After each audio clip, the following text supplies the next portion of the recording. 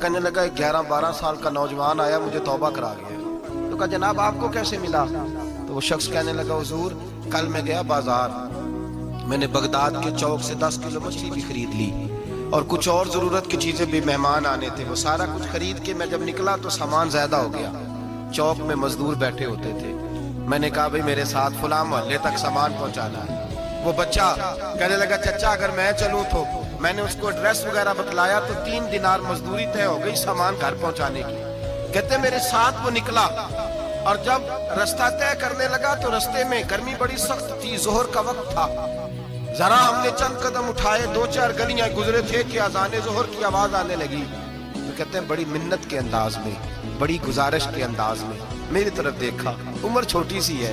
کہنے لگا چچا اگر اجازت مل جائے تو میں ظہر کی نماز پڑھ لوں. کہتے ہیں میں ایک جگہ پھٹے پہ بیٹھ گیا اور گپے کرنے لگا, سامان وہاں رکھا, میں نے کہا پڑھ لے نماز. کہتے ہیں بچہ نماز پڑھنے چلا گیا, باقی لوگ دیر سے آئے, وہ نماز پڑھ کے جلدی آ گیا. میں نے کہا بیٹے تو جلدی آ گیا ہے؟ کہنے لگا اس لیے جلدی آیا ہوں کہ آپ یہ نہ سمجھے یہ کام چور ہے, میں نے نفل چھوڑ دیے ہیں, فارغ ہو کے پڑھ لوں گا. کہتے ہیں سامان اٹھایا, رستے میں گرمی شدت کی تھی, اس کا پسینہ بہنے لگا, میں آگے بڑھا, میں نے کہا بیٹے سامان تھوڑی دیر کے لیے مجھے دے دو, گرمی زیادہ ہے. کہنے لگے میں آپ کو نہیں دے سکتا, اس لیے کہ 3 دینار مزدوری گھر پہنچانے کی طے کی ہے, میں پھر مزدوری پوری نہیں لوں گا, پیسے کم لوں گا. کہتے ہیں میں محو حیرت ہو گیا, اس جوان کی بات نے میرے سارے وجود تھر تھر کپا ڈالا کہ اس دور میں اس قسم کے لوگ. کہتے ہیں گھر لے گیا اس کو, میں سامان رکھا, میں نے کہا تم یہاں ٹھہرو میں 3 دینار مزدوری لاتا ہوں. کہتے ہیں پیسے لینے گیا تو بیوی کو بتایا, بڑا نیک ہے, بڑا پرہیزگار جوان ہے.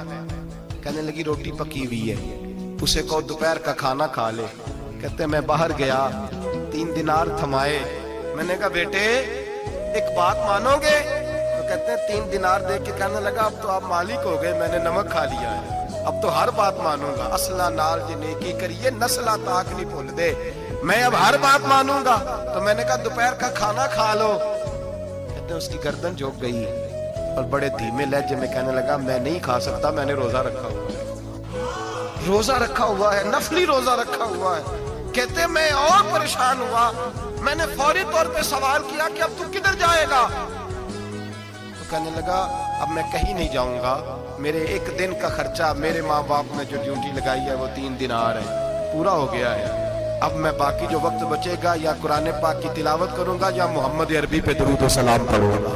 میں نے کہا افطاری کر لینا. کہنے لگا مجھے مسجد بتا دو, میں جا کے اللہ اللہ کرتا ہوں, مجھے شام کو لے آنا.